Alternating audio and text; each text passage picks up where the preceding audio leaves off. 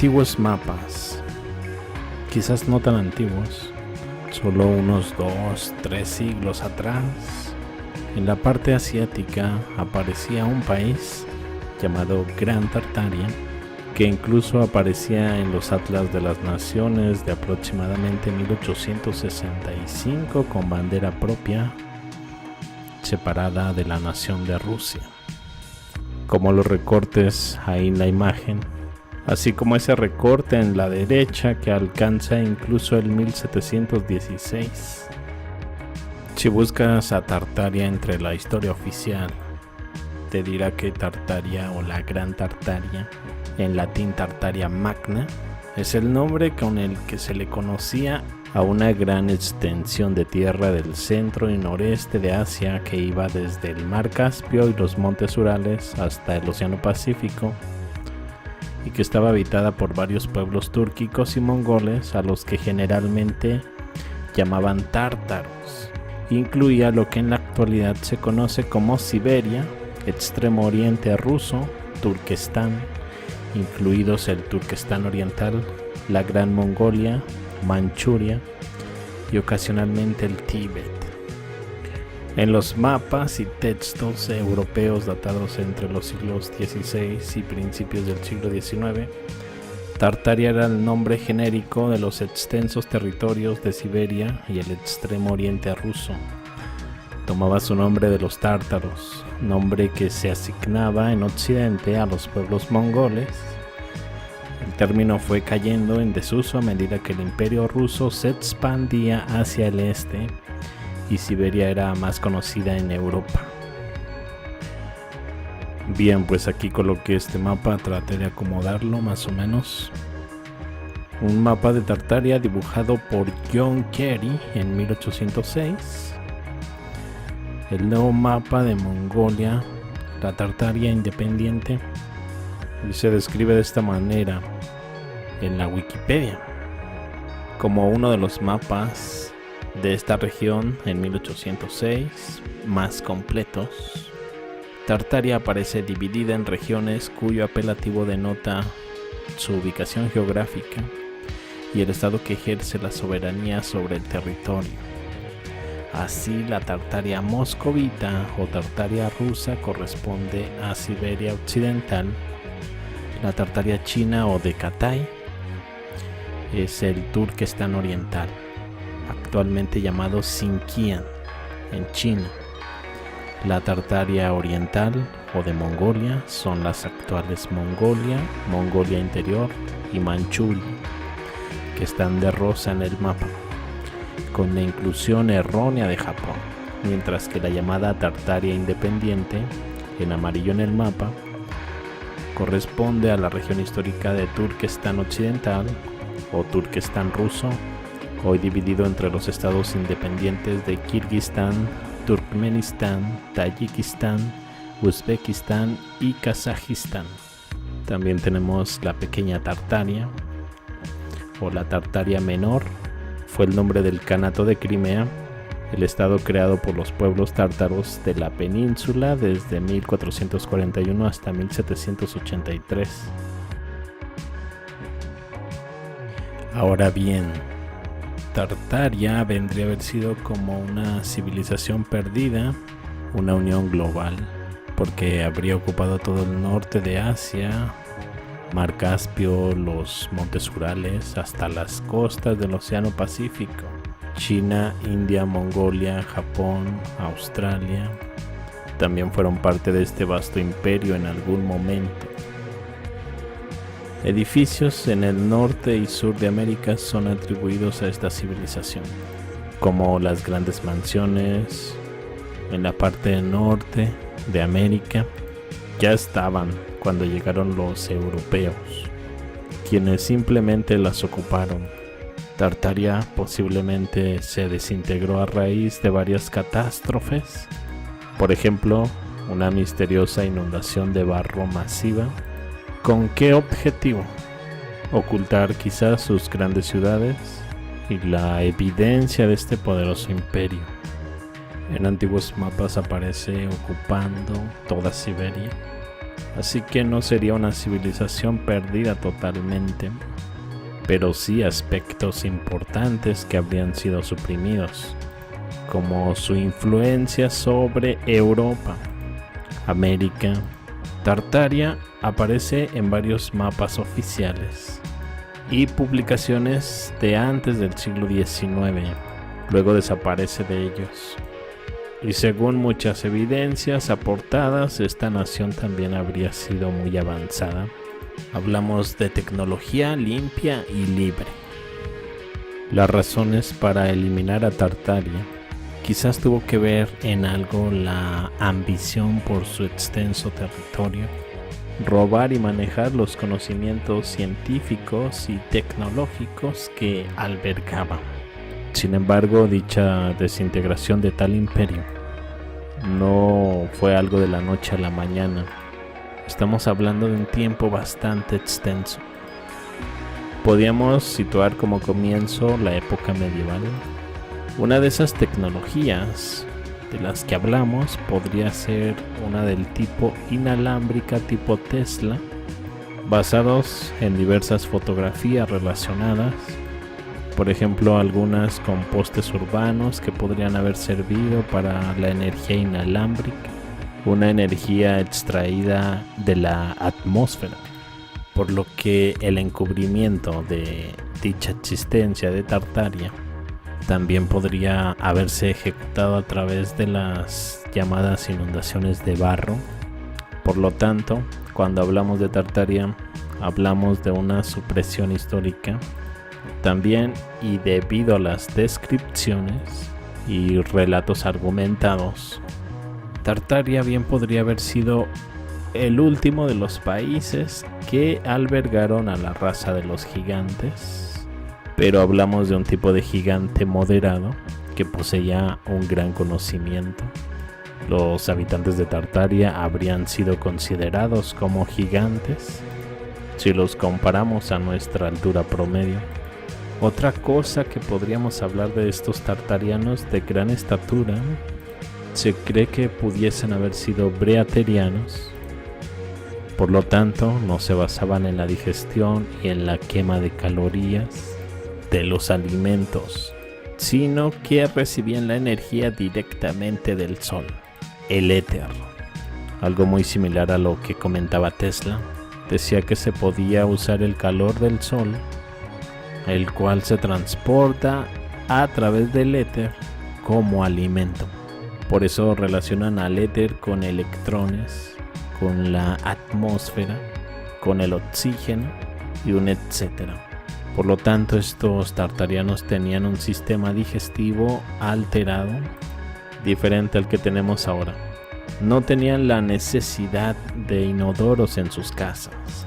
Una de las principales razones por las que quizás no encontramos baños en el pasado reciente, tartarianos maestros en la albañilería, construcción de ladrillo, una energía sin universos y una gran arquitectura, con estilos que van del esque romano gótico, el que todavía podemos encontrar en algunos conductos de agua, ayuntamientos, bancos, estaciones de agua, hospitales, edificios, en cualquier ciudad.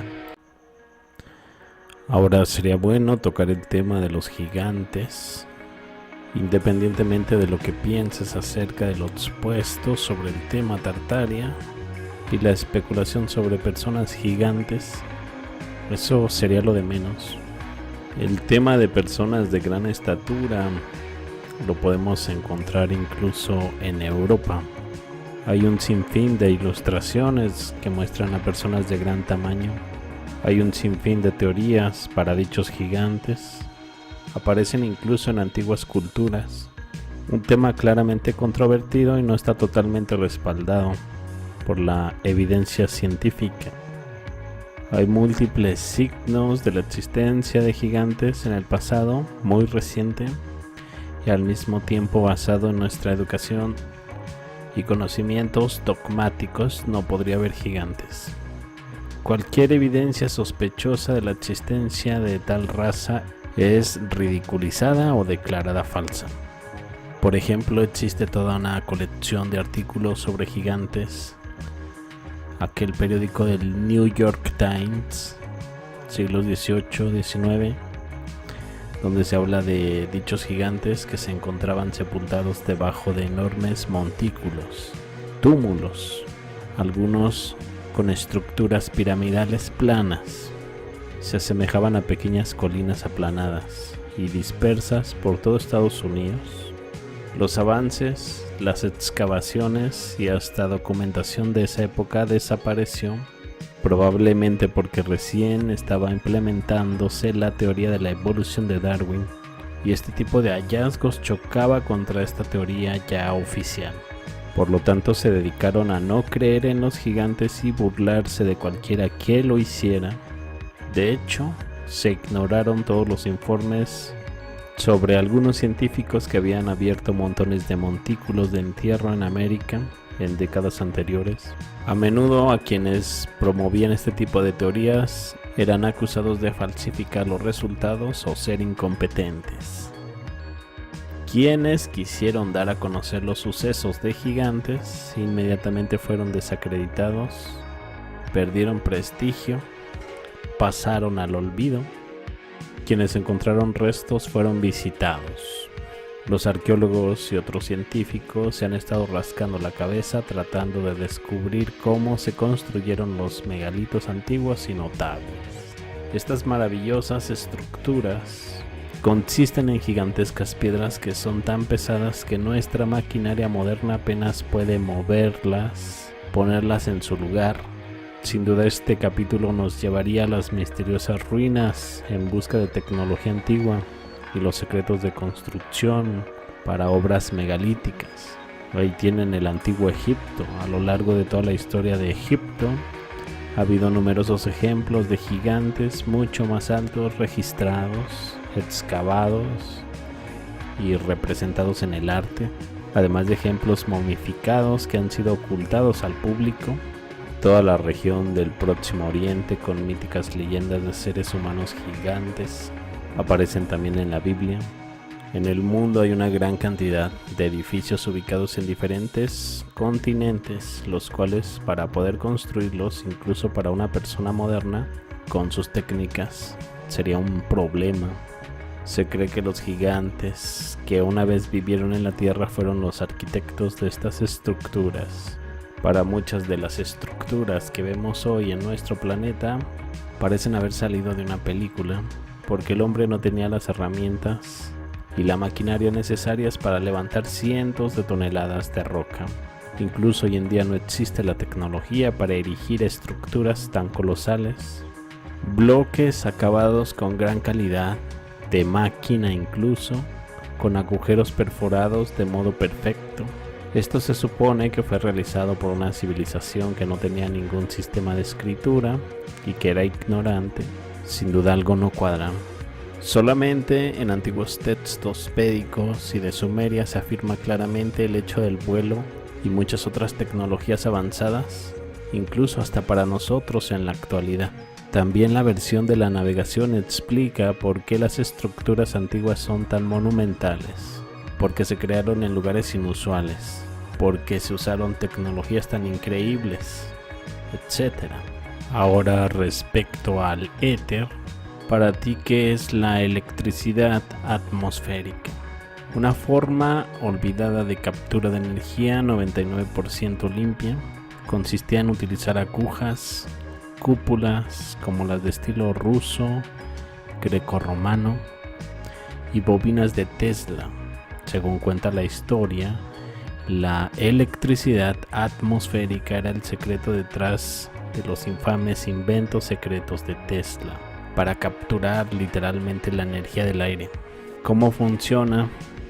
Nadie lo sabe, pero tenemos como nota: la electricidad atmosférica funciona solo con un enorme mástil en alguna parte.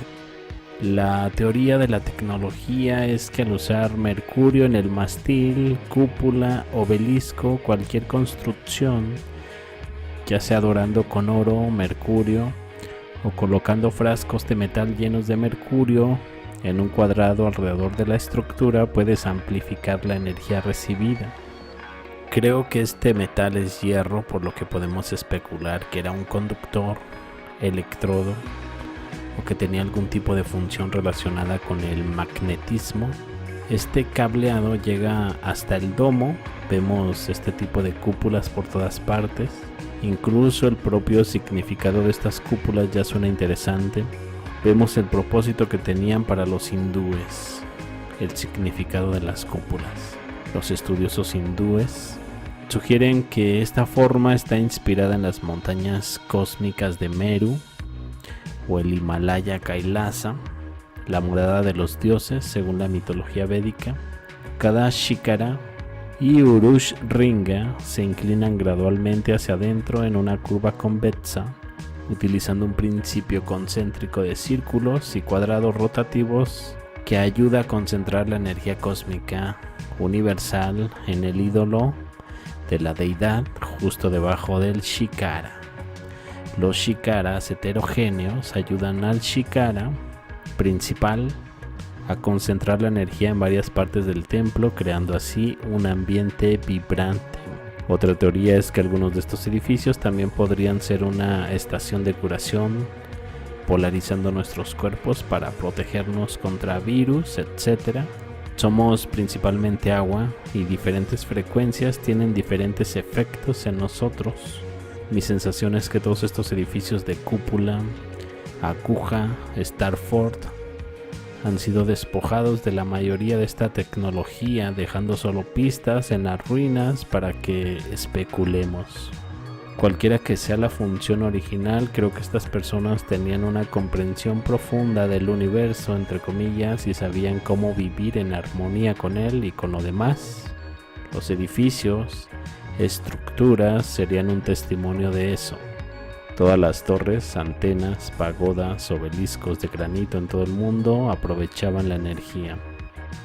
Por lo tanto, a través de lo que se puede definir sobre Tartaria, bien podría haber sido el Imperio Otomano, un imperio que fue de una larga duración. Luego vino el descubrimiento de América, vino el Renacimiento, vino la Revolución Industrial. Dicho imperio, en el apogeo de su reinado, unos 600 años, destacaron en arquitectura, ciencia, medicina, arte, etc. Sin embargo, hay descripciones conflictivas de los tártaros que la asemejan a este imperio. En América existe una descripción relativamente opuesta, relacionada al canibalismo y a salvajes supersticiosos.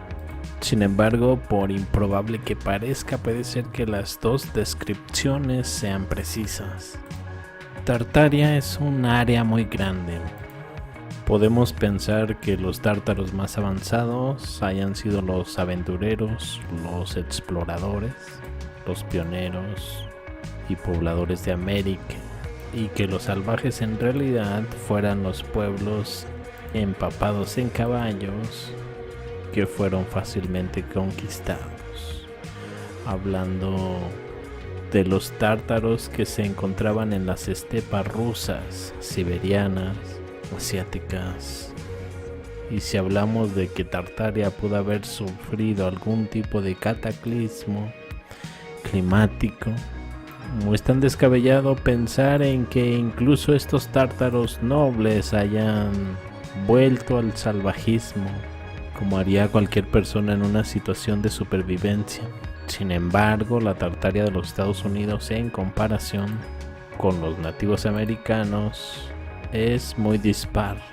La bandera de Tartaria tenía una reputación muy grande en el pasado. Varias publicaciones enumeran al país entre todas las banderas. Publicaciones fechadas alrededor de 1865. Y para agregar algo de credibilidad o quitarle algo entre paréntesis a la historia, a continuación puedes encontrar un extracto del documento de la CIA desclasificado en 1998 y creado en 1957. Tenemos también ciertos estereotipos relacionados con apariencias y creo que estamos muy lejos. Si olvidamos que Tartaria era multirreligiosa, multicultural, ¿qué aspecto tenían líderes como Genghis Khan, Batu Khan, Timur? Esta sería la apariencia que se les atribuye hoy en día, y así es como los libros de los siglos XV, XVIII vieron a estos personajes como Genghis Khan con su esposa,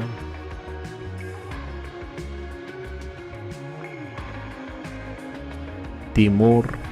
Aparentemente en Turquía tenemos algunas representaciones sobre Batu Khan. Sinceramente que no se parece en nada en lo que me enseñaron en la escuela. Tartaria tenía su propio idioma, bandera, escudo, su propio emperador, por supuesto su propia gente.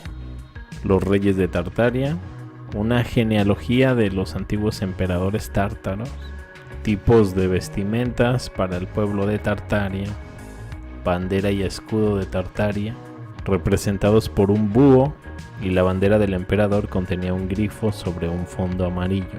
Sería bueno mencionar que en la tabla de las banderas británicas de 1783 hay 3 banderas diferentes enumeradas como bandera del zar de Moscú. También hay una bandera imperial de Rusia y varias banderas navales, todas ellas precedidas por una bandera del virrey de Tartaria. Virrey es un funcionario real que gobierna un país, colonia, ciudad, provincia o estado subnacional en nombre y como representante del monarca del territorio. Nuestra historia oficial probablemente dirá que fue el zar de Rusia quien nombra a un virrey de Moscú, pero dudo de eso. ¿Por qué la bandera del virrey de Moscú se coloca antes que cualquier otra bandera rusa? ¿Podría ser que el virrey de Moscú fuera superior a su zar y estuviera supervisando cómo se dirigía esta posesión tártara? Recordarán la invasión de Napoleón en 1812 a supuestamente Rusia, pero atacando Moscú cuando la capital es San Petersburgo. Se cree que realmente atacaron a Tartaria. Existe una opinión creciente en Rusia de que la invasión francesa se desarrolló de acuerdo con un escenario diferente, en el que el zar Alejandro I y Napoleón estaban del mismo lado, juntos lucharon contra Tartaria. Esencialmente Francia y San Petersburgo contra Moscú Tartaria. Y hay una fuerte evidencia circunstancial para apoyar tal teoría. San Petersburgo fue la capital de Rusia, sin embargo, Napoleón eligió atacar Moscú. ¿Por qué? Parece que en 1912, un siglo después de ese 1812, había un recuerdo totalmente diferente. ¿O de qué otra manera podrías explicar las medallas conmemorativas en 1912 en honor a Napoleón? Y en concreto, el de Alejandro I y Napoleón en la misma medalla, con la frase: la fuerza es la unidad, voluntad de Dios, firmeza de la realeza, el amor del pueblo a la patria. Tenemos también este extraño caso de la similitud entre uniformes rusos y franceses. Hay más uniformes diferentes involucrados, pero la idea permanece. Ridículamente similares, cómo luchaban en la oscuridad. Lo mismo pasa en América. Recuerden que ese 1812 es una fecha clave a nivel mundial. Tenemos las independencias en toda América. Hubo un activo de combate adicional oficialmente disponible para los rusos en la guerra de 1812 y esa fue la milicia. Parece que esta llamada milicia era en realidad el ejército de Tartaria que luchaba contra Napoleón y Alejandro I. La nobleza rusa de San Petersburgo hablaba francés hasta bien entrada la segunda mitad del siglo XIX. La explicación general fue que era la tendencia del tiempo y la moda, aunque podrás encontrar múltiples opiniones al respecto. Siguiendo la misma lógica, Estados Unidos, Gran Bretaña, Rusia deberían haber elegido a Alemania después de la victoria en la Segunda Guerra Mundial. Los fanáticos del siglo XIX estaban totalmente interesados en un supuesto romance entre Napoleón y Alejandro. Tenemos la parte de Tartaria americana, Indicadores como historias de Tartaria, también presentes en Norteamérica.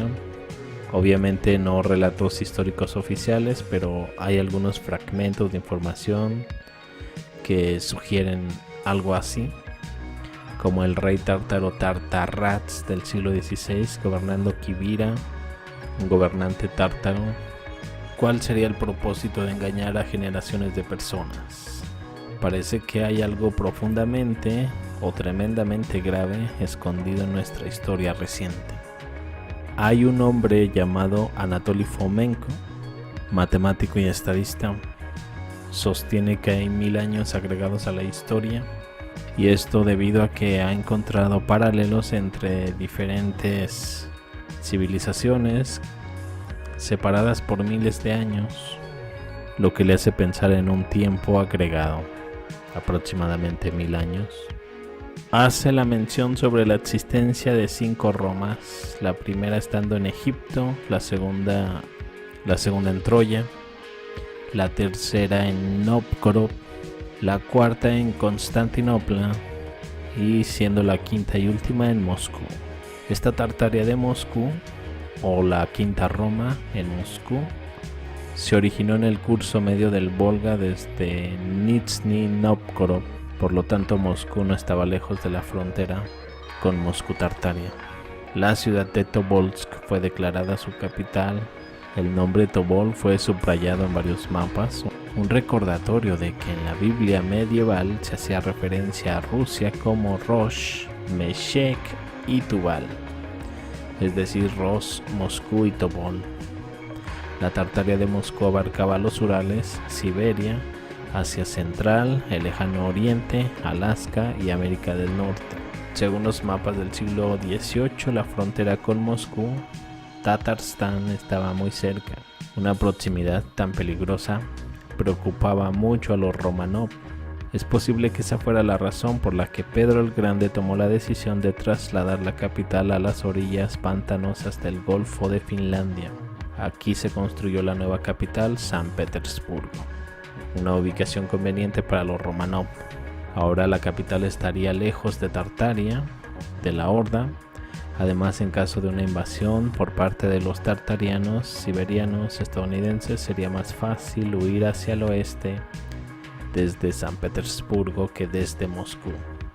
Sin embargo, por alguna razón no temieron la invasión desde el mar hacia el oeste y rápidamente se embarcaron en Europa Occidental con amigos y familiares a la patria histórica de la casa Románov.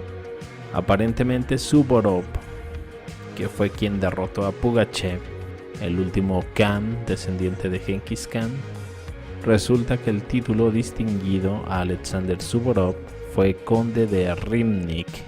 No está relacionado con el nombre geográfico de Rymnik en Rumania, que como se descubrió apareció en el mapa solo después de las victorias de Suvorov. Pero el nombre antiguo del río Yaik, ahora río Ural, se puede ver en mapas antiguos, que Yaik también solía tener un segundo nombre, olvidado ahora, Rymnik. En esta guerra contra Pugachev, como se la conoce hoy, es pura invención de los vencedores, los Románov. La rebelión de Pugachev fue una guerra brutal entre la Rusia Románov y el estado ruso siberiano estadounidense. La Rusia tártara, con capital en Tobolsk, muy cerca de Sibir, otro lugar mencionado como capital de Tartaria y donde Atila reunió a su ejército. Este reino Tobolsk presentó las antiguas costumbres de la horda rusa, tuvo su propio zar con su capital en Tobolsk. El zar siberiano era hostil hacia los Románov, considerándolos gobernantes ilegítimos de la parte occidental de Rusia. Los Románov se esforzaban por poseer el Moscovio siberiano a toda costa. Entendieron muy bien que el pueblo ruso en general no los apoyaba y muchos preferirían el régimen de Tobolsk al de San Petersburgo de los Románov. Es por eso que los Románov hicieron de la existencia misma de su vecino siberiano un secreto nacional. A finales del siglo XVIII comenzó una gran guerra entre Rusia Románov y la Moscú siberiana. Al principio la Turquía otomana marchó como aliada de Tobolsk. Los Románov se encontraron con una oposición difícil, tenían que luchar en dos frentes a la vez. Sin embargo, el 10 de julio de 1774, tras una serie de derrotas, Turquía firmó un tratado de paz con los Románov. Eso marcó su derrota. Traicionó a su aliado, el zar de Tobolsk. Aprovechando esta oportunidad, en 1774 los Románov movilizaron urgentemente sus tropas desde el frente turco al frente oriental. Suvorov, que recientemente se había distinguido en las batallas con los turcos, estaba al frente de estas tropas. Comandante en jefe del frente oriental, derrotó al ejército siberiano de Pugachev. Alexander Suvorov convocó personalmente a Pugachev, capturado. Más tarde fue llevado a Moscú y ejecutado allí, después de afirmar que era un cosaco común que se había rebelado contra los gobernantes legítimos, los Románov. Lo más probable es que fuera un cosaco común el que fue llevado a ejecución, pero no el verdadero señor de la guerra de Siberia. Es posible que se llamara Pugachev. La verdadera identidad del líder siberiano probablemente fue mantenida en secreto por los Románov. Lo más probable es que después de su derrota los restos de la corte real de Tobolsk y sus tropas leales huyeron a China, donde fueron cálidamente recibidos por los emperadores de Manchuria, los parientes lejanos de los zares ordianos de Tobolsk, siberianos. Creo que aquí es donde la parte sobre la caída de la dinastía Qin comienza. Los manchúes son aquellos mongoles rusos y tártaros que en el siglo XVII huyeron de los Románov. Tras esta caída de Pugachev, Fomenko encuentra otro paralelo en el desorden que llegó a América desde Estados Unidos. Se aprovecharía el debilitamiento. Guerra de Independencia en Estados Unidos 1775-1798.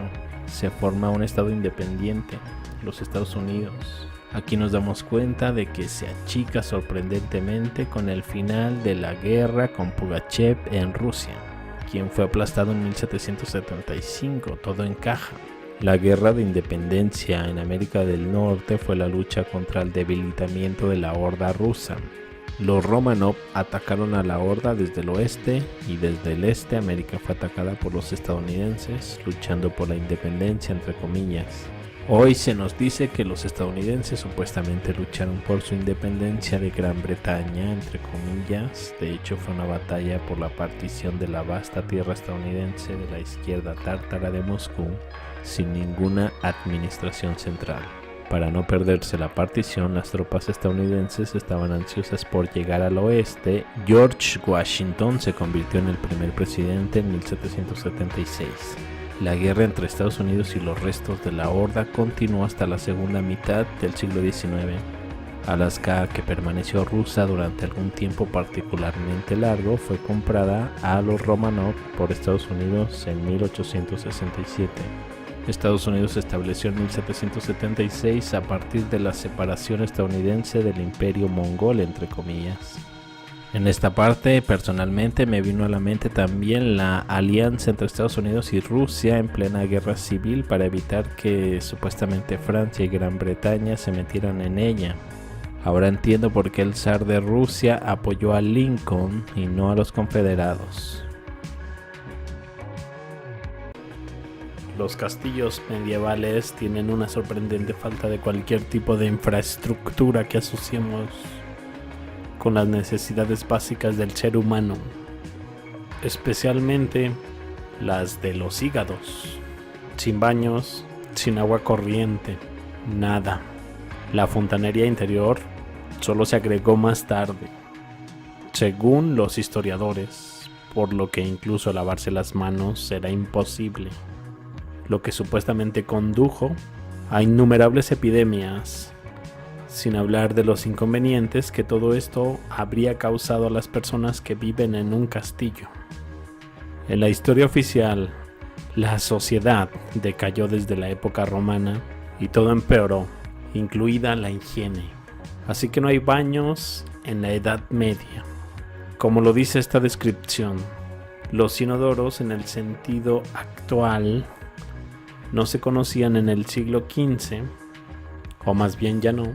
En la época romana todavía se usaban inodoros en baños privados o públicos con descarga. En la Edad Media no quedaba nada de estos logros higiénicos. Los que tenían que aliviarse lo hacían en el siguiente arbusto, detrás de la casa, o en un orinal que se inclinaba por la ventana en la próxima oportunidad. Simplemente no puedo creer que miles y miles de castillos fueron construidos con un nivel de detalle extraordinario, excelente calidad de diseño arquitectónico, pero nadie pensó en cosas básicas, algo que no tiene ningún sentido. Como sociedad, ni siquiera puedes administrar cientos de miles de trabajadores sin tener un saneamiento decente. Todos los cambios relacionados con el gran apagón, la falta de higiene, generalmente asociada a la época medieval, es probable que ocurrieron en el siglo XIX y luego se atribuyeron erróneamente a la lejana Edad Media, sin ninguna evidencia. Estamos ante un cambio drástico en el funcionamiento de la sociedad y cómo reaccionan las personas después de un cambio drástico. Crean soluciones a corto plazo que funcionan más o menos, antes de pensar en aplicar más soluciones estructurales. Entonces, la gente agregó estos baños al aire libre a las murallas, castillos y edificios de la ciudad, lo que llevó a algún tipo de crisis de salud que culminó en eventos como el Gran Apestamiento de Londres. No es casualidad que este gran apestamiento se convirtiera en un problema en 1850. Así que durante 1000 años los negocios, como siempre, de repente se rompieron. No toda la infraestructura de saneamiento primitiva no existía antes de 1700 o 1800. Pero esto lleva a la pregunta de por qué no solo Versalles, San Petersburgo, Londres, sino también todos los edificios administrativos de las personas más poderosas de la época, castillos entre paréntesis, no incluían infraestructuras para saneamiento y desechos humanos. Al igual que Versalles, al observar todos estos castillos medievales, me hace pensar que quien vivía adentro no era humano o tenía tecnología que hacía innecesario el saneamiento y la alimentación. Los castillos medievales fueron abandonados por sus dueños originales, al igual que Versalles, y aquellos que se mudaron más tarde sacaron el máximo provecho de la situación. Estos castillos del siglo XIII al XV fueron creados para gobernar sobre un gran territorio, y las personas que vivían dentro eran las personas más poderosas y ricas de la época. La imagen que tenemos de los castillos no está completa.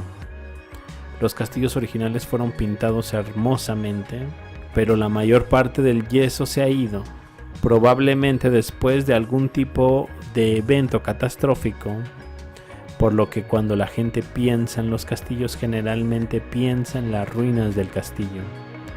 La antigua Grecia, Roma, Egipto y las grandes pirámides, se dice, solo fueron redescubiertas. Y descubiertas convenientemente después, inmediatamente de la propuesta inundación de barro. Sobre la epopeya de esta inundación, que se cree que ocurrió no hace tanto tiempo, sabemos que los edificios que tienen unos cuantos años de antigüedad en diferentes sitios del mundo están enterrados bajo un flujo de lodo. Incluye varios pisos de altura. Hay casos en que incluso están completamente envueltos en lodo. Puedes encontrar edificios enterrados con ventanas y puertas de pisos superiores a nivel del suelo. No sé hasta qué punto podría decir si se trata de eventos climatológicos, desastres reales o naturales, a una escala aleatoria, algo casi apocalíptico, de una naturaleza cíclica, pudiendo hablar incluso de inversión de polos magnéticos, tormentas solares. Por lo tanto, es lo que nos ponemos a pensar. Dichos tártaros se habrán extinguido ¿Habrán abandonado la Tierra? ¿O quizás solo abandonaron la superficie de ella? Porque dicha teoría sobre Tartaria postula un estilo de civilización que disfrutó de un estilo de vida moderno, un tipo de electricidad tipo Tesla, energía gratuita, máquinas voladoras y muchas otras comodidades aparentemente de alta tecnología. Muchos de estos artilugios son los que están insinuados en el arte, en la literatura de la época. Mucho de lo que se atribuye a la fantasía, la ciencia ficción, estas famosas novelas de ficción, en realidad pueden insinuar la existencia de nuestro yo anterior. Aquellos quienes vivieron antes de este tipo de catástrofe, diluvio, inundación de lodo. Vuelve Fomenko y propone otra teoría que es la de los 1000 años perdidos, más conocida como la hipótesis del tiempo fantasma, un tiempo agregado para poder reescribir la historia. Así que el año en el que nos encontramos actualmente, sabemos que hay 1000 años fantasma y 1000 años alargaría periodos históricos, lo que los haría ver más lejanos. Obviamente dicha propuesta ha sido rechazada categóricamente.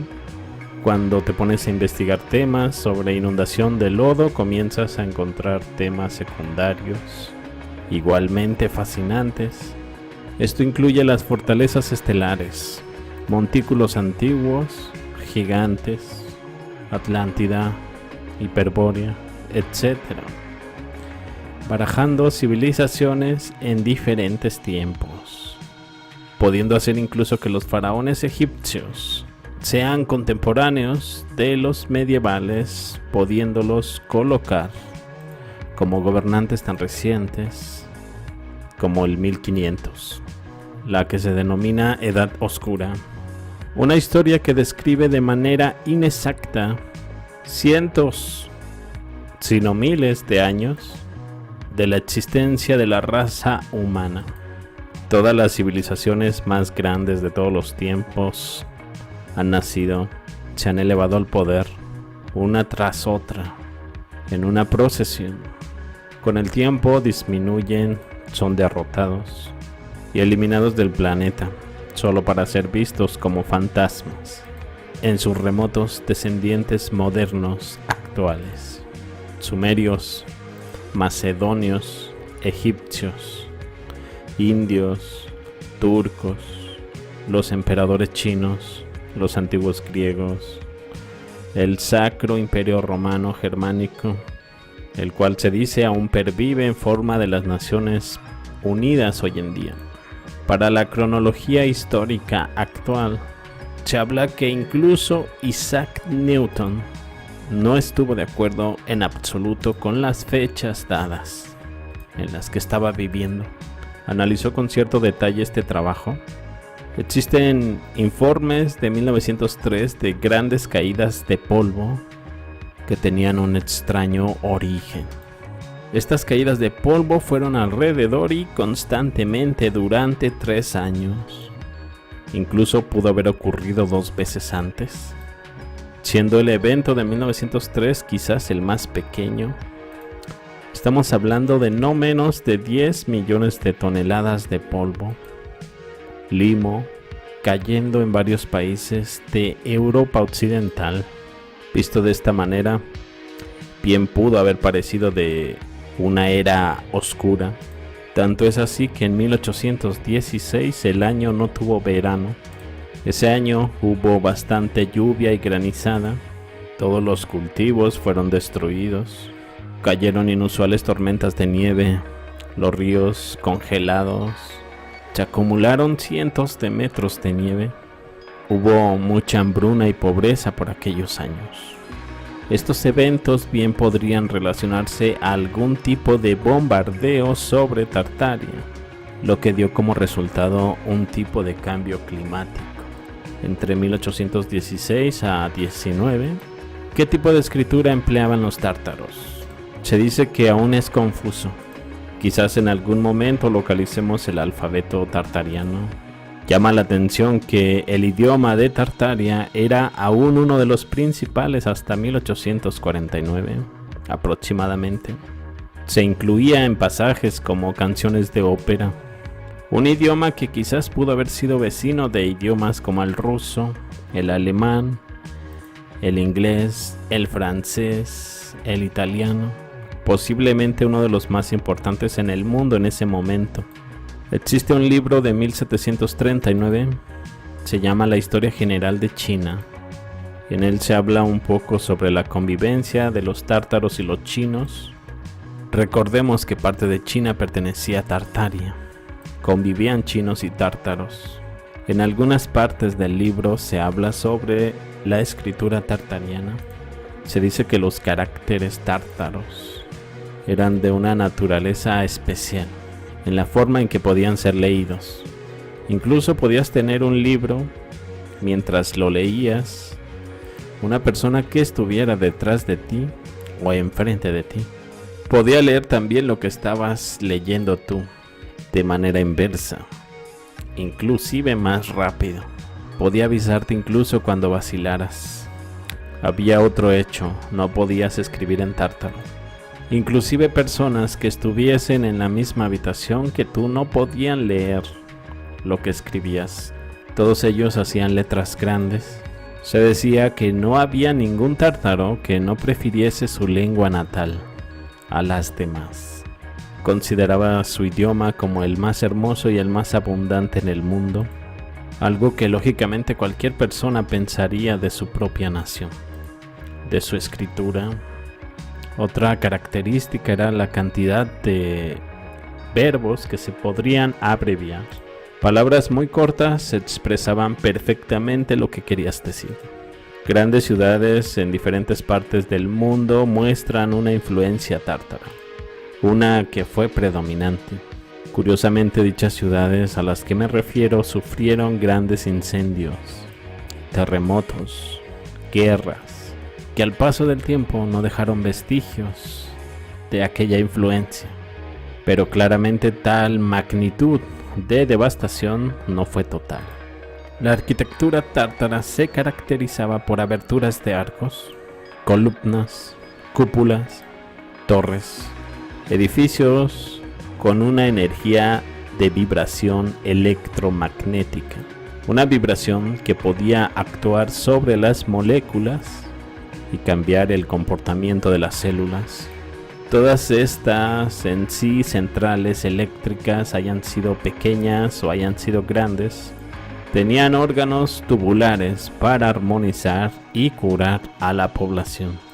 Con ondas de sonido, hablamos de métodos simáticos, un sonido o una vibración que se expande en forma de ondas, ondas que percibe el oído, que llegan al cerebro. En el caso incluso de que sea algo artístico, puede conmovernos. Puedo entender que quizás son pocas personas quienes han oído sobre Tartaria. Tartaria representaba un antiguo orden mundial. Las teorías nos dicen que se destruyó para ocultar lo que este imperio representaba. Se convirtió en tan solo un mito y no se volvió a mencionar en la historia. Muy pocas personas saben de esto, y es que en la actualidad se desconoce de un sinfín de civilizaciones. En el siglo XIX dejó de aparecer en los mapas, quedó en el olvido, además de que fue una de las civilizaciones más grandes del mundo. También poseía una tecnología bastante avanzada, dicha tecnología obtenida quizás a través de la unión de muchos países, diversos conocimientos. Posiblemente dicha destrucción fue también posiblemente por la unión de diversos países.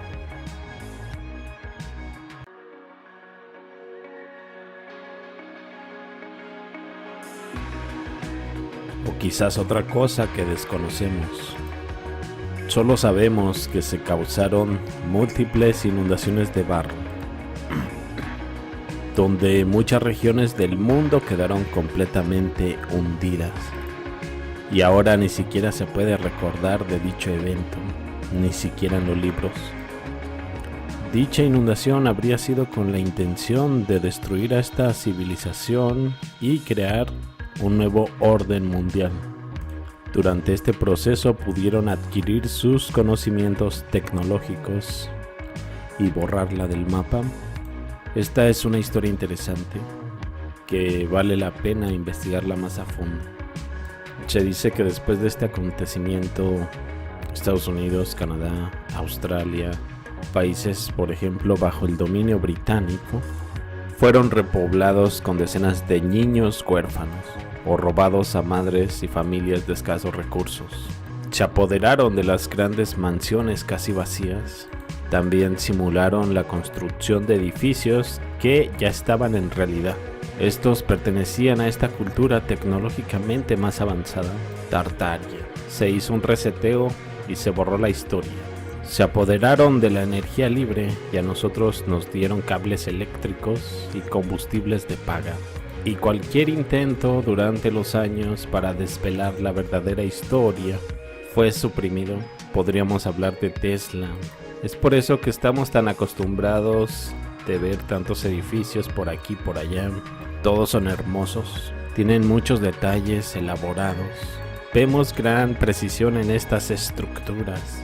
Todos tienen individualidad y se parecen, sin embargo, a ese otro edificio, pero en Europa, en Asia, en África, en Oceanía, en cualquier rincón del mundo. Sin embargo, la historia se encargó de decirnos que fue en Europa donde nacieron estos estilos arquitectónicos. Eso es lo que nos han enseñado a pensar, para los cuales hay muchos nombres creados para describirlos, como el antiguo romano, el gótico, el renacentista, el barroco, el neoclásico. Pero todos estos edificios tienen una cosa en común: ya no se construye así. Porque piénsalo, en pleno siglo XIX el mundo estaba luchando, mientras que debería haber estado construyendo para que todos los edificios que podemos encontrar en cada rincón del planeta fueran entregados. Es probable que en el pasado hubiera una unión global, algo muy similar a lo que tenemos hoy con las Naciones Unidas, con un desarrollo tecnológico muy similar al nuestro, quizás mucho más, pero quizás ese control global fue destruido y en el proceso murieron millones de personas. Y los edificios que vemos hoy en día son los restos de aquella civilización. Dichos sucesos llevaron un largo tiempo, partiendo desde la Edad Media quizás, pero piénsalo también de este modo: las líneas de tiempo mundial están alteradas y no son realmente tiempos tan lejanos. ¿Recuerdas el lapso de tiempo fantasma de Fomenko? Por lo tanto, la propia historia mundial fue modificada intencionalmente, hasta un punto que es imposible decir qué pasó, qué no pasó. Pero tenemos aún más hechos interesantes para agregar al tema. El tema de los artistas capricho. Fueron un grupo de artistas contemporáneos a los cuales sus obras se les considera como fantasías. Pero no existe evidencia de que dichos artistas estuviesen inventando cosas. Más bien parece una manera conveniente para explicar la verdad incómoda. Tenemos por ahí a Hubert Robert, Giovanni Paolo Panini, Alessandro Saluzzi, Marco Risi, Luigi Rossini, Giovanni Battista Piranesi.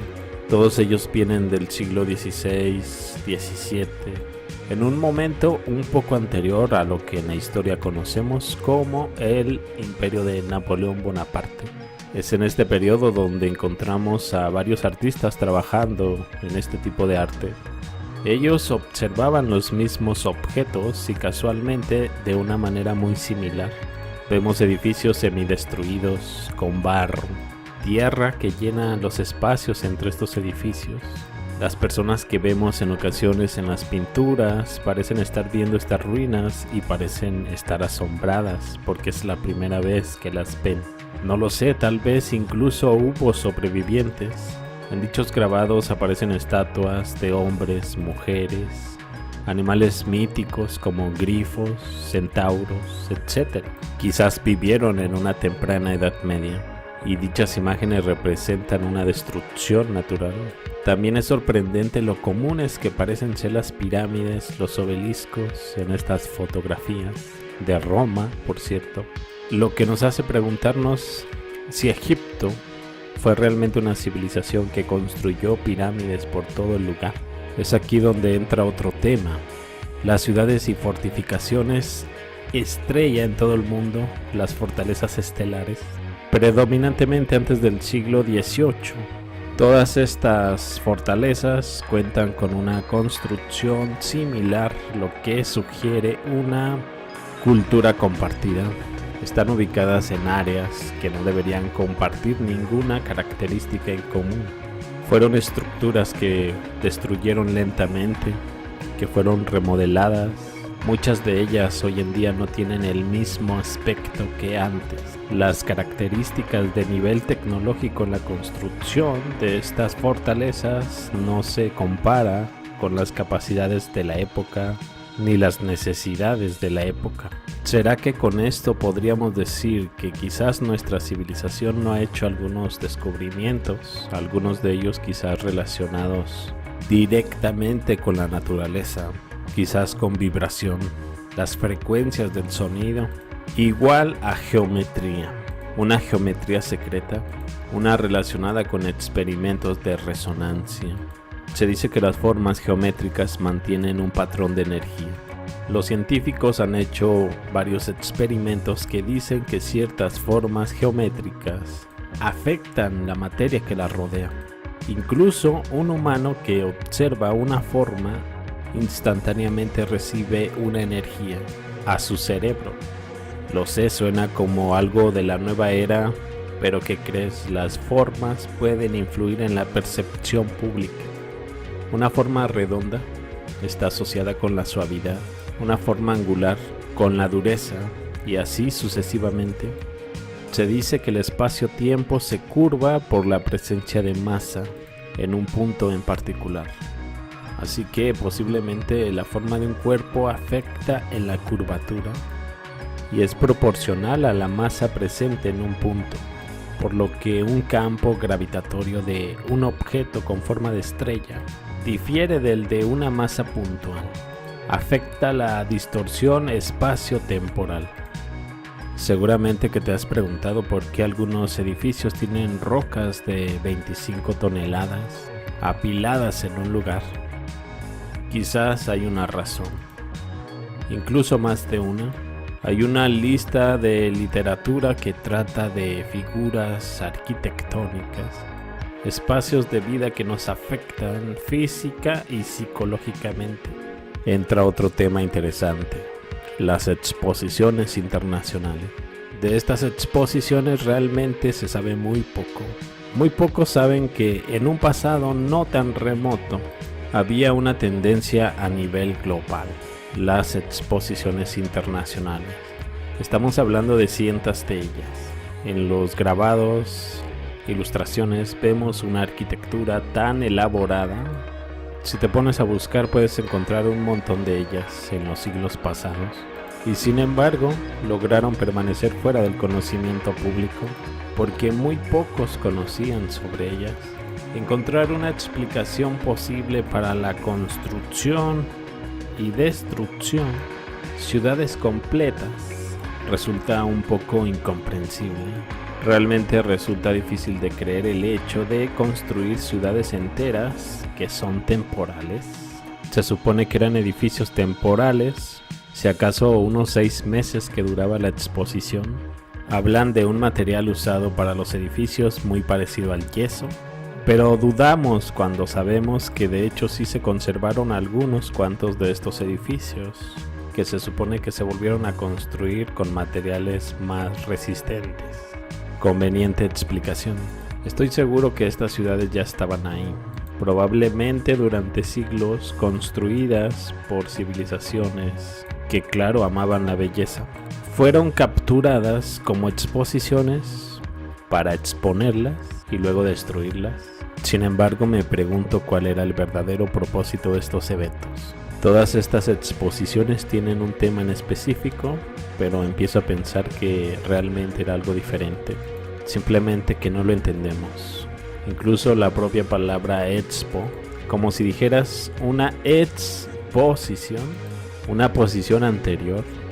Además, incluso podríamos estar hablando de los indicios de una tecnología para la construcción que requiere ser examinada. Una tecnología que no usamos más por cualquier razón. Si usaras mármol o yeso, la tecnología seguiría siendo la misma, pero realmente no nos muestran cómo lo hicieron. Probablemente estos constructores podrían haber utilizado, por ejemplo, la impresora 3D para crear estos edificios o solo ciertas partes de ellos. Así posiblemente no hubo casi ninguna mano de obra cuando se construyeron, cuando se hicieron estos edificios originalmente. En realidad la impresora 3D explica mucho. Se realizaban exposiciones industriales para mostrar los logros tecnológicos realizadas en muchos países. Siglo XIX, principios del siglo XX. Estas exposiciones se detuvieron por razones obvias. En todos lados se detuvieron. ¿Será esto solo casual? Hay pocas de estas expos que conservan sus catálogos de fotos. Hay catálogos de fotos con texto para estas exposiciones. Las exposiciones de París son consideradas las más famosas. Todo país interesado exhibió sus productos ahí.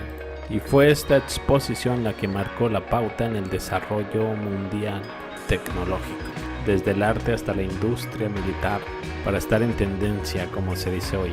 Tales exposiciones se organizaron a nivel estatal, en toda Europa, incluso América y África.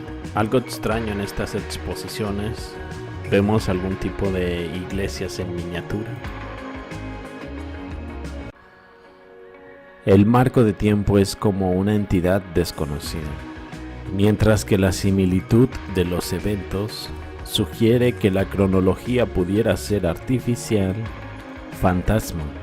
También existen los denominados incendios urbanos, posiblemente provocados para la destrucción de la firma arquitectónica de la civilización avanzada.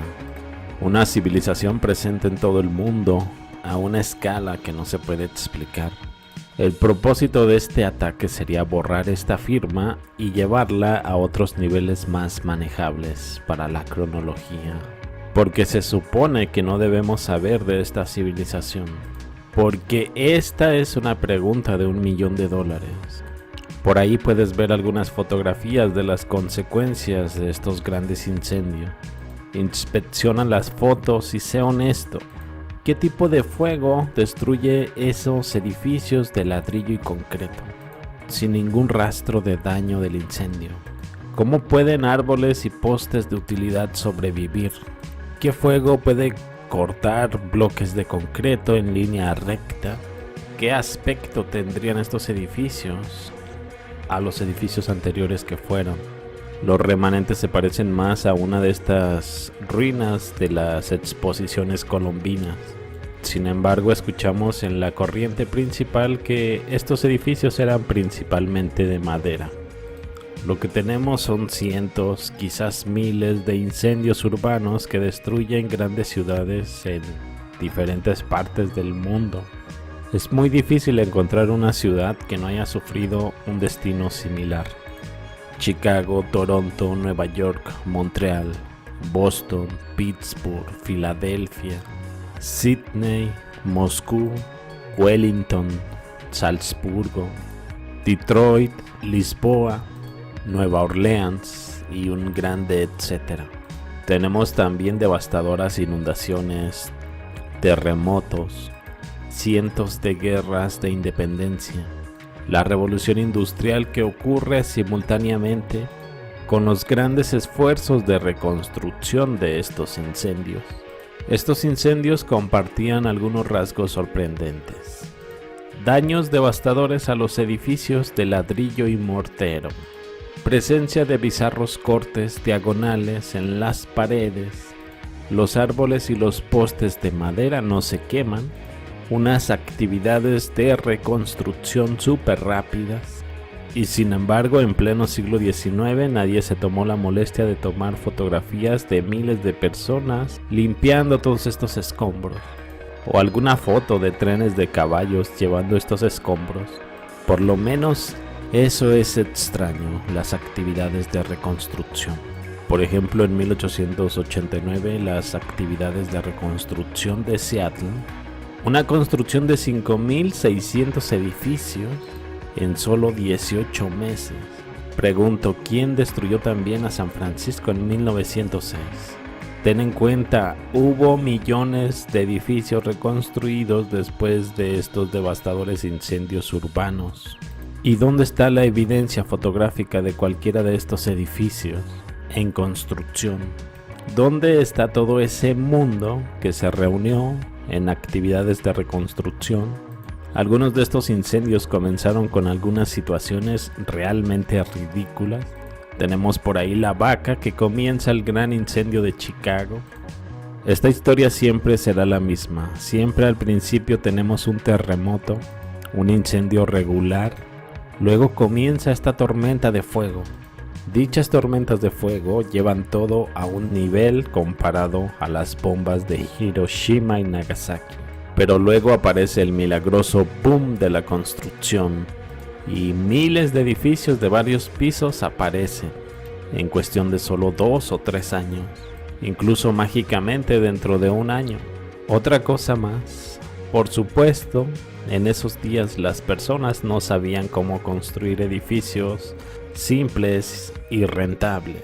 En su lugar construían una producción masiva de edificios a nivel de edificios de bellas artes. Por cierto, muchos de ellos hoy en día son patrimonio de la humanidad. Una tormenta de fuego se encuentra entre uno de los fenómenos más imprescindibles de la naturaleza. Los vientos barren llamas de hasta dentro de 1000 grados Celsius a través de edificios y de bosques por igual. Sin embargo, esos postes de madera de utilidad sobreviven. Adivina dónde más sobrevivieron este tipo de postes de utilidad. Exacto, en Hiroshima y Nagasaki. Mientras que las fotos de los bombardeos pesados de la Segunda Guerra Mundial en la ciudad de Dresde, encontramos daños que ni siquiera son cercanos comparados a los de San Francisco por estos incendios. Dudo que podamos descubrir qué tipo de arma fue usada. El invento más cercano que se mencionó en el pasado, el famoso rayo de la muerte de Nikola Tesla, en 1930. Inventó esta arma de rayos de partículas que algunos irónicamente llamaron el rayo de la paz, capaz de generar un intenso haz de energía en su objetivo.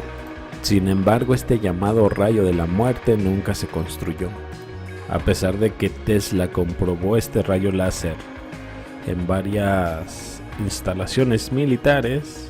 Sin embargo, el proyecto nunca se realizó. Después de que murió Tesla, edificios de estilos similares se construyeron por todas partes, simplemente diciendo la palabra mágica, boom de la construcción, y aparecía toda una ciudad llena de edificios. No aparecerían de la nada, a menos que hubiese un ejército de constructores bien entrenados, experimentados, de la más alta calidad, respaldados por una gran logística. Mira que era casi imposible reconstruir casi todos los edificios de San Francisco. Suena loco. ¿Cómo podrían todos los edificios de San Francisco ser destruidos por un tipo de arma desconocida en pleno siglo XIX? Supuestamente la tecnología no estaba. Tal evento se hubiese reflejado en la historia y en la memoria de generaciones. Después de todo, Hiroshima y Nagasaki están bien documentados. Oficialmente solo había 2 ciudades japonesas destruidas. Pero ¿cómo lo sabes? Solo porque es la versión oficial. Así es como se narra. Por ahí hay un sello de arcilla, que muchos dicen que es un fake. Muestra a Nabucodonosor II gobernando entre el 605 y el 562. Ahí se le muestra liberando una gran bomba construida, muy similar a la bomba nuclear. la cual explota en una nube de polvo, la cual envía armas de guerra en todas direcciones, acompañadas por las 8 estrellas puntiagudas de Ishtar, la diosa de la guerra. También podemos mencionar el Mahabharata en la misma batalla del Kurukshetra, una guerra mítica mencionada únicamente en el Mahabharata, que los religiosos hinduistas consideran como cierta. En esta batalla ocurre un hecho que nos hace pensar en estas armas de gran poder, ya que la destrucción es muy detallada y fácil de entender a lo que se está refiriendo. Un solo proyectil cargado con toda la potencia del universo, una columna incandescente de humo y llamas, tan brillante como 10.000 soles, se alzó en todo su esplendor. Era un arma desconocida, un brazo de hierro, un gigantesco mensajero de la muerte que redujo a cenizas a las razas. Cientos de malos auspicios llegaron a soplar. El sol parecía darse la vuelta. El universo, abrasado de calor, parecía tener fiebre. Hostiles guerreros caían por el suelo, como árboles quemados en un fuego furioso. Enormes elefantes caían por tierra quemados por esa gran energía, lanzando terribles gritos. Otros, abrazados por este fuego, corrían de acá para allá, mientras en medio de un incendio en un bosque, los corceles y los carros, también quemados por la energía de esa arma, parecían como la copa de árboles quemados en un incendio del bosque, lo que nos da una idea de la tecnología que se manejaba en aquel pasado, que por cierto menciona también algunos otros objetos muy llamativos que se conocían como vimanas. Se decía que a bordo de una de estas vimanas podía cubrir grandes distancias en un espacio de tiempo sorprendentemente corto. Unas naves que se elevaban en el aire y que rugían al arrancar hacia el cielo. Estas naves utilizadas en conflictos bélicos entre dioses, humanos y otros seres mitológicos. Se las describe en diferentes tamaños y formas. Dichas vimanas serían incluso como casas, palacios, que podían albergar a muchísimas personas dentro, y se les llamaría palacios flotantes. También el Mahabharata describe otro tipo de armas muy parecidas al rayo de la muerte, que menciona Nikola Tesla. Este tipo de armas eran a través de un tipo de reflector circular. Cuando se encendía por medio de un dispositivo, emitía un haz de luz que, si se concentraba en algún objetivo, lo consumía de inmediato con su potencia. En la ancestral literatura hindú se mencionan aparatos indestructibles, con capacidad de invisibilidad, con visión nocturna, capaces de captar sonidos e imágenes de otras aeronaves. Enemigas, por cierto, grandes velocidades, destellos técnicos, diseños, hasta instrucciones de cómo maniobrarlas. Ahora echemos un vistazo a la ciudad alemana de Dresde. Después del bombardeo en la Segunda Guerra Mundial, este bombardeo hizo historia como uno de los más pesados en la historia del mundo. En general, estas estructuras siguen en pie con todos los daños catastróficos sufridos.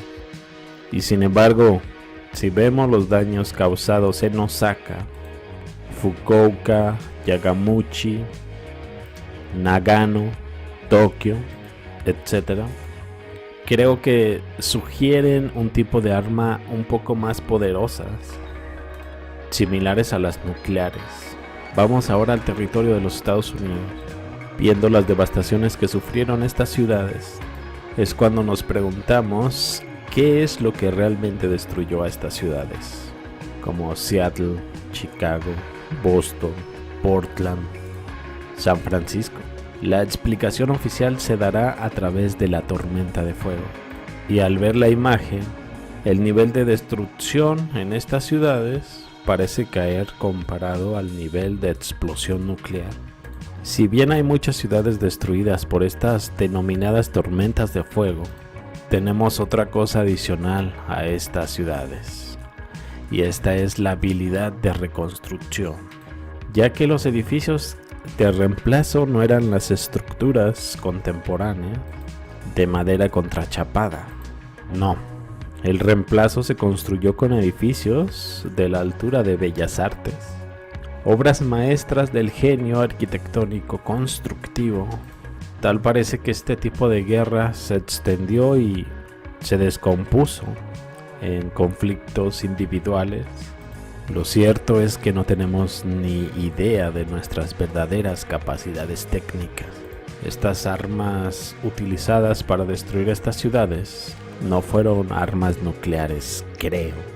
A juzgar por un cambio drástico en los contornos de los continentes, en América del Norte, en América del Sur, la creación simultánea del desierto del Sahara, la eliminación siberiana de sus bosques y de todo lo vivo, la crisis financiera definitivamente acompañó estos hechos.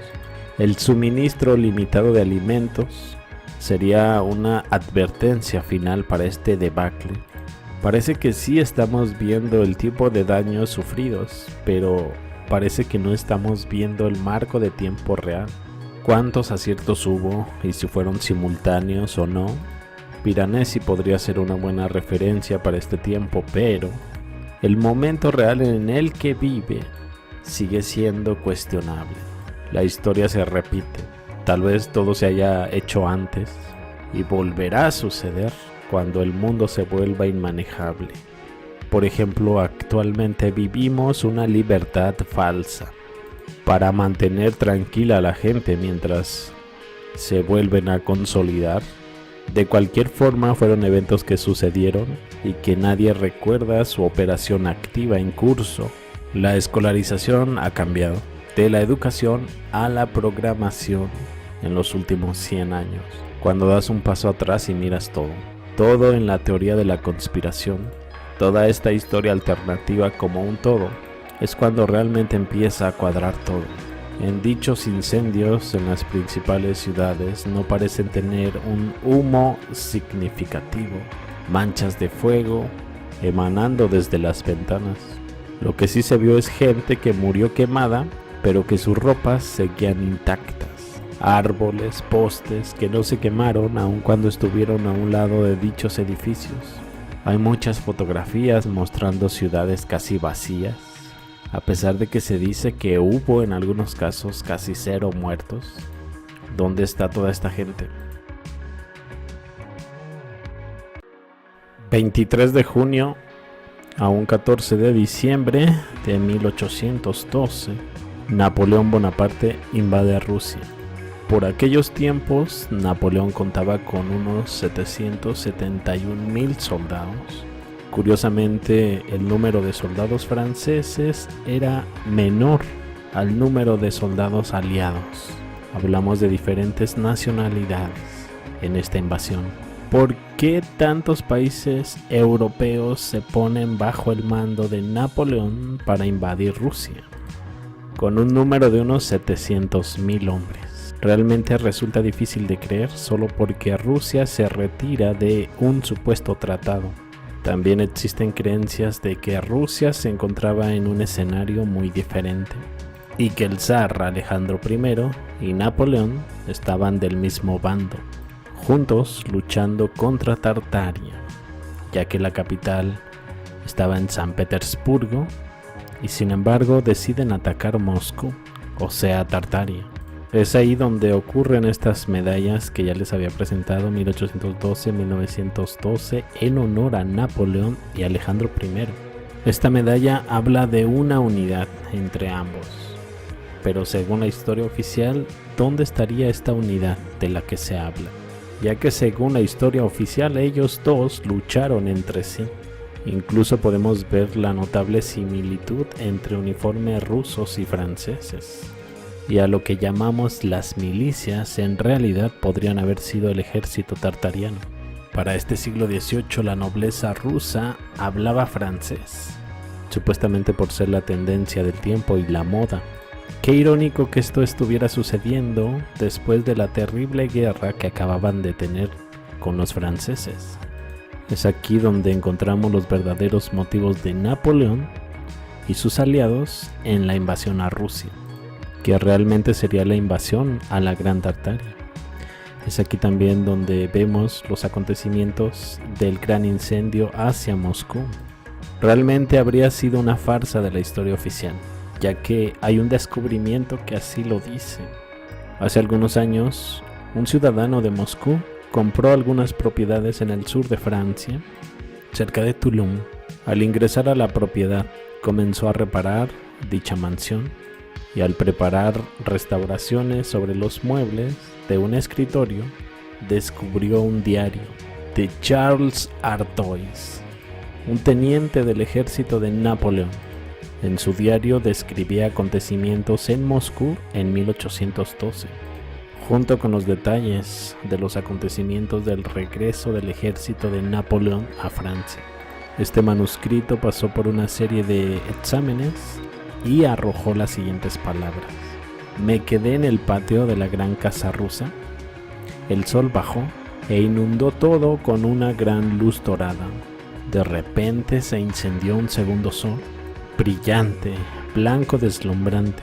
Este se ubicó a unos 20 grados sobre el segundo sol, un destello que no brilló más de 5 segundos, pero ha logrado chamuscar a Paul Berger, que estaba sentado bajo el balcón. Las paredes y el techo de la casa comenzaron a humear rápidamente. Ordené a los soldados que derramaran unas cuantas cubetas de agua sobre el techo, y solo porque estas medidas podrían haber salvado la finca. El fuego comenzó en este misterioso destello celestial. Fue la causa terrible del misterioso incendio que destruyó Moscú en aquel 1812. Agua y comida contaminadas, soldados sufriendo diarrea sanguinolienta, la más grande jamás vista, debilidad en los soldados en todos los términos, mareos, náuseas, que claramente se convirtieron en vómitos incontrolables, añadiendo el sufrimiento por los grandes destellos que provocaron el incendio de Moscú. Los médicos recomendaron dejar Moscú de inmediato. Así lo hicieron. Los soldados estaban cubiertos de úlceras y de llagas, y la radiación por estos dos grandes destellos mató tanto a personas como a caballos. Los dos grandes soles y los dos posteriores destellos pudieron haber sido quizás 2 misiles lanzados en contra de las tropas de Napoleón, las cuales se dirigían a Tartaria, con el objetivo de hacer desaparecer el último gran bastión de este gran imperio. En este mapa de 1812 de la ciudad de Moscú, la parte más oscura correspondería a los daños sufridos por el incendio de Moscú. Al entrar a Moscú, comenzó a llover, luego de una gran explosión que incendió Moscú. Esta gran luz duró solo unos segundos y luego se precipitó sobre nosotros. Abandonamos la ciudad y nos dirigimos a casa. Mientras caminábamos, los pelos de los caballos y de los hombres comenzaron a caerse. Se produjo una extraña enfermedad entre los hombres, quienes estaban muriendo, los cuales escupían sangre. Existe también un hecho bastante interesante en los bosques siberianos. Hablamos de bosques que se estima tienen una edad de unos 200 años. Algo muy extraño sabiendo que la región de Siberia fue un terreno prácticamente inexplorado en las primeras etapas del siglo XX. Y también porque la vida útil de un árbol siberiano puede alcanzar hasta unos 850 años. Algunos otros árboles pueden alcanzar 500, 600, pero tenemos árboles que no rebasan los 200 años. ¿Qué pasa con esos antiguos árboles? Y sí, lo han explicado con los llamados incendios forestales que suceden de vez en cuando. Pero estos incendios no podrían dar testimonio hacia una gran región. 13,1 millones de kilómetros cuadrados. Aparte de que Siberia representa un 77% de la superficie terrestre de Rusia. Incluso es muy difícil que la deforestación por humanos en la región fuera tan vasta como para ser posible. Sin embargo, por falta de una mejor explicación, tenemos que aceptar este hecho de la deforestación y los incendios forestales. Parece que en el siglo XVI existió un perfil del continente americano muy diferente. Algo sucedió aquí en el norte, luego esta zona se convirtió en la zona incógnita, el cual luego se redescubrió y volvió a aparecer en los mapas, pero ahora con un contorno totalmente diferente. Este fenómeno quizás podría estar relacionado con otra serie de eventos, como por ejemplo la aparición del desierto del Sahara, el enterramiento de edificios, y sería un evento que podría haber matado también millones de árboles en el hemisferio norte, claro. Durante la década de 1850, miles de niños vivían en las calles, en muchas y variadas ciudades importantes, buscando comida, refugio y dinero, haciendo lo que podían para sobrevivir. La policía los arrestaba, muchos apenas tenían unos 5 años. Para remediar la situación se decidió colocarlos en hogares, pero en diferentes continentes, por ejemplo el continente americano, y así evitar la vida en la que se encontraban. Fueron transportados, enviados mediante trenes a sus hogares. Es aquí donde surge el término trenes de huérfanos, un programa social supervisado que transportaba niños a otras ciudades. Mientras que la narrativa habla de unos 200,000, es muy probable que en realidad hayan sido millones. De esta manera podría explicarse por qué esta civilización actual no tiene ningún recuerdo de ningún evento hace mucho tiempo, eventos catastróficos que pudiesen haber ocurrido en 1850 y 1930. Cuando unes todo, aparece una imagen sombría. ¿No podrías preguntarle a esos niños qué sucedió realmente con sus padres? Sus padres bien podrían haber sido asesinados en aquellos incendios urbanos donde se dice no había víctimas.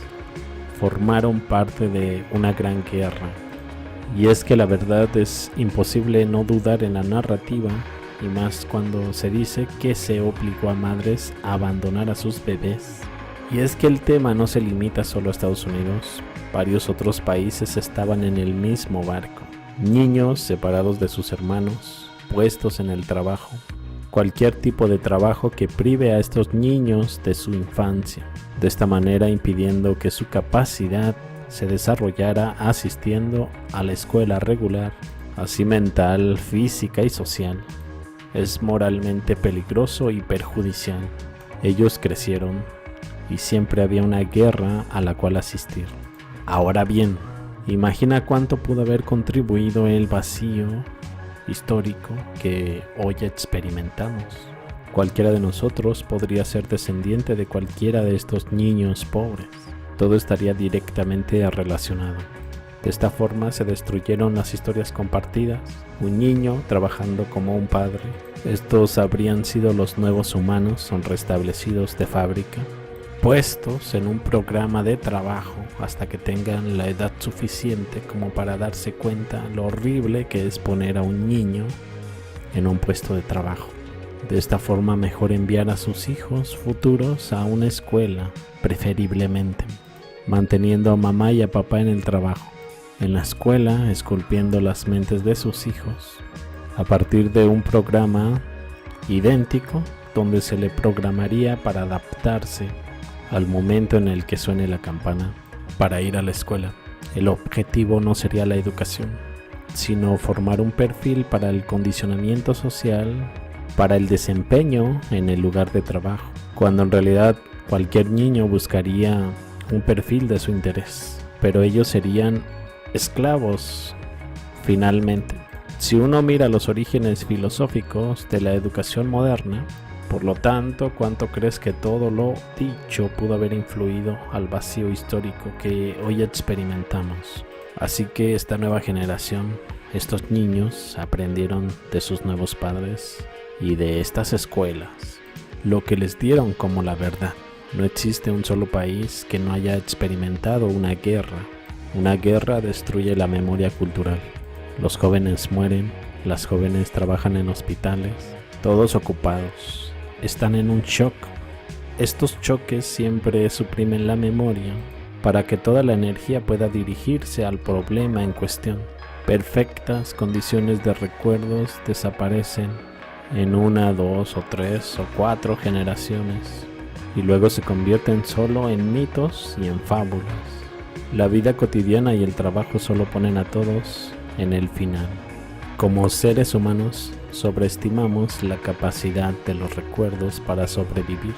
Nadie sabrá, por ejemplo, que el 11 de septiembre pasó otra cosa muy diferente, que un ataque terrorista, si esto se incluye en un libro escolar. Y aún sin embargo, la gente, la mayoría, no cree en la historia oficial. Pero eso es lo que menos importa, porque moriremos, porque nosotros seremos reemplazados por libros escolares y las memorias culturales son mantenidas por intelectuales. Cuando no hay nadie para escribir algo, deja de existir. No importa si algunas personas lo recuerdan, ya que si no pueden conectarse con las demás personas y poder hablar de la gran falsificación, no pasa nada. Por ejemplo, hasta la aparición del internet, nadie era capaz de conectarse a un nivel más amplio. Hay que tener eso muy en cuenta. Las personas ni siquiera estaban en contacto los unos con los otros, ni en su propia ciudad. Solo se conectaban con las gentes que estaban dentro de su propio mundo, quizás y hasta solo escuchando la radio. Estos trenes de huérfanos podrían ser el arma humeante de una serie de acontecimientos que estaban sucediendo. Algo devastador que pudo haber ocurrido y que comenzó con la industrialización. La historia solo dice, de repente todos comenzaron a inventar cosas asombrosas y la gente se mudó felizmente a las ciudades, del campo pobre y aburrido. Y sin embargo, todos se volvieron más pobres y miserables. Hay algo que no encaja en la misteriosa historia de la industrialización, donde las historias del trabajo infantil van de la mano. Por cierto, los lugares a los que acudieron estos niños son siempre los mismos lugares que acaban de ser liberados de los nativos de América Occidental, Australia, Rusia, en toda América, y luego tomaban personas de Europa Central, América Occidental, luego las ubicaban en estos nuevos territorios que fueron colonizados durante cientos de años. No podemos siquiera comprender las implicaciones de todo el mundo. Un mundo que estaba lleno de reinos independientes hace tan solo unos 300 años. Incluso podríamos pensar un poco en una posible era de canibalismo, representado en muchos libros antiguos, que daba una idea de cómo se veía el canibalismo y que podría ser una de las razones por qué estas épocas son tan misteriosas. En situaciones difíciles, las personas son obligadas a hacer otras cosas malas, como comerse a otras personas.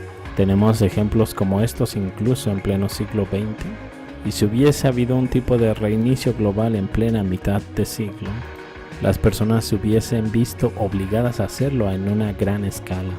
Dicho canibalismo pudo haber sido institucionalizado, dirigido por las élites para poder alimentarse, hasta que la tierra volviera a ser cultivable, hasta que pudiera restablecerse la agricultura nuevamente. Por lo tanto, a mucha gente le fue difícil cambiar su dieta tan fácilmente. Quizás podría ser el motivo por los que existen tantas catacumbas encontradas en muchos lugares del mundo. En dicho evento, las personas buenas hubiesen muerto primero. Los que se negaron a robar, los que dieron comida, los que se negaron a comer cadáveres, los que se negaron a matar al prójimo, los que se resistieron a este canibalismo. Hay veces que pienso que la presión evolutiva favorece más a los psicópatas. Por lo tanto, la gente con moral y principios son quienes se ven obligados a abandonar esta reserva debido a ciertos eventos traumáticos que pueden expulsar a las personas buenas de una sociedad en una sola generación, lo que puede dar una explicación bastante rápido de una sociedad del bien hacia el mal. Todavía sucede hoy en día. Cientos de personas buenas mueren debido a una falta de adaptación a esta sociedad. Claro, hoy en día sucede a un ritmo más lento que cuando hablamos de un tiempo en guerra, pero está sucediendo. Esto cambiaría drásticamente en la manera en que estaría organizada una sociedad. De esta manera realmente no tenemos una idea de cómo se veía nuestro mundo antes de esta era de eventos catastróficos, y la presencia de personas buenas disminuye cada vez. Lo que una vez fue tal vez solo una opinión o división minoritaria hacia la vida, después se convierte en una fuerza dominante. La historia y la memoria de quienes tenían diferentes puntos de vista murieron con ellos. Sabemos que aquellos en el poder siempre reescriben la historia. Ese es un hecho incluso por los mismos historiadores, pero las implicaciones siempre se ignoran. Probablemente las élites sabían muy bien de que vendría dicho reset, incluso de que tengan conocimiento sobre el próximo. Por lo tanto, ellos asegurarían su trabajo esclavo para comenzar la siguiente civilización, después de una destrucción de la antigua. Por lo tanto, es fácil deducir que solo se llevarían a niños a bases subterráneas, esperar un poco, luego salir y repoblar. El término trenes de huérfanos sugiere un proceso que estuvo bien organizado por personas que pudieron gestionar la población en muchos países, incluso en continentes, ya que los niños pueden aprender fácilmente lo que les digas. Creo que las naciones bíblicas eran bastante precisas antes de este reinicio. Después de esta catástrofe, los niños no recordaban su pasado. Hubo nuevos lenguajes, se establecieron nuevas naciones, estados. Pues bien, aquí termino. Espero les haya gustado. Suscríbete, comparte, déjame tu like.